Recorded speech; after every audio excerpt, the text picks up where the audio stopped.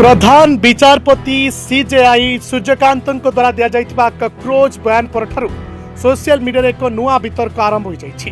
ए बयान विरुद्ध रे एक दल गठन करा जाइछि जार नाम कक्रोच जनता पार्टी बा सीजेपी रखा जाइछि। देखु देखु ए पार्टीर इंस्टाग्राम हैंडल रे 20 मिलियन अर्थात 2 कोटी रु अधिक फॉलोअर्स होई साइलेनि एवं ए संख्या क्रमागत भावे बढ़िबारे लागिछि।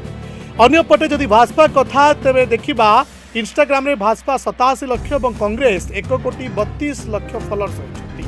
कक्रोच जनता पार्टी महाराष्ट्र अभिजीत दीपके द्वारा गठन करा जाइछि। दल नारा बा स्लोगान हेउछि सेक्युलर सोशलिस्ट डेमोक्रेटिक लेजी बा आलस्य। मात्र गोटे दिन में ए पार्टी रे पाखापाखि 40 रु 50 लाख फॉलोअर्स वृद्धि पाउछंती। वास्तव में 15 मे किसी गणमाध्यम रिपोर्ट रे दावी करा जाइछि जे सीजेआई सूर्यकांत एक मामलार शुणाणी बेले किसी बेरोजगार युवकों कक्रोच सह तुलना करथिले। जदिओ सीजेआई यार गोटे दिन पर स्पष्टीकरण दे कहिथिले जे से एमिति किछि कहिना।